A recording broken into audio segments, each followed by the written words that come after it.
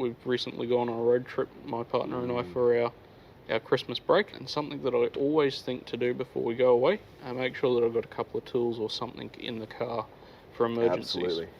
So is there something that you've had a similar experience with? Yeah, well, I think we're going to go down the jump pack road. I was silly. I had a fancy audio setup, and I had a light, like a blue light in the boot of my car, and it was on a switch. Yep. And I accidentally left it on. It wouldn't have happened to be in like the mid-2000s. No, more recent than that, actually. Would you believe?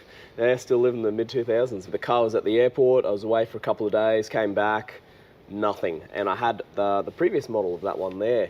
And sometimes, like in shopping centre car park, you see people broken down on the side, and I know I've got a couple tools in my car, so just go have a chat to them. So, they got the bonnet up, trying to work out what's going on. Battery's just a simple one just to get going. You got that in your car, you can save yourself, you can save other people. Yeah, and very handy. I've always been a fan of having jumper cables in the car, especially if you're a younger, more likely female. Having a jump pack in the car where you don't have to rely on someone else stopping to help you is a big safety item. Yeah.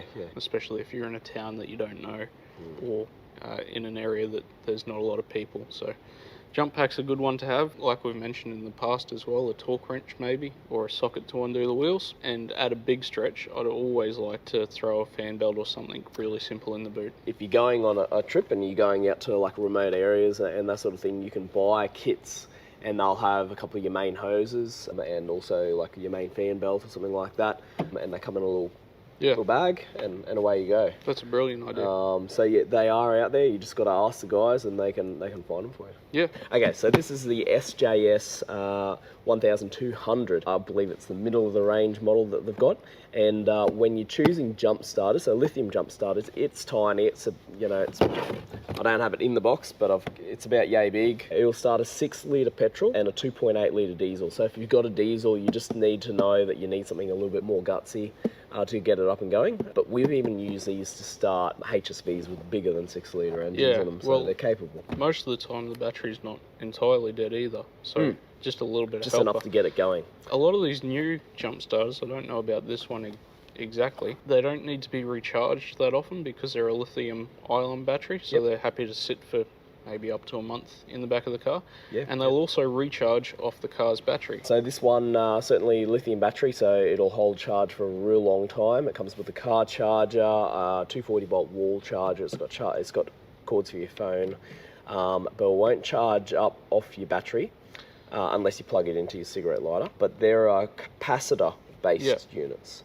And the capacitor-based units, they will use like very low voltage, like 10 volts or something will be enough to charge them. You let them charge up, and then they can reutilise that power at a higher voltage and get a car started. Yeah, because I know that at least the one that I've used recently, if you jump start a car with it, you can leave it plugged in for about 45 seconds, and it's meant to bring that charge back up to at least 50% of what you've used. So, SP Tools have a really good one that does a similar feature to that. Yeah, there's a huge range, but I'm sure that's on a good deal at the moment anyway. Yeah, these we have on good deals on a constant sort of basis, so they're a real, and that's what I keep in my car as well. So they're handy. And then of course we got the jump leads over there, and they're just a simple jump lead, and the thing you need to know is the amperage of it and also the length of it. Keep that in mind. So it's 2.5 metre long. There's 400 amp this one, and they just give a bit of guidance. So 6 or 8 cylinder car, better to go something a bit bigger if you can. They're cheap, so if you don't want to spend over $100 for something like this, you can buy that for anywhere from $20 to $40. Yeah, exactly, and that's perfect to get you in an emergency and. With the That's what we used to do. We always had those in the car. And with safety ratings nowadays, 400 amps, while it's rated at that, in a pickle you might get away with a little bit over. Some of the really good things you can look for in a set of jumper cables as well is the isolation protection. So that's checking that you've got it hooked up the right way. With new cars with computers in, you can do a lot of damage hooking them up backwards. Yeah, that's a good point. And you can get higher amperage rated with protected handles and such, which is a great thing. But you increase your budget, obviously. So it just depends on what you want. And with putting them on, so obviously the colours, you match them up, and your earth is always your last. That completes the connection, so that's the first thing that comes off, last thing that goes on. Yeah, that's so a little straightforward rhyme I was taught as an apprentice is why is positive so positive? Positives always first to the party and last to leave. Perfect little mnemonic device. Add that one to the memory.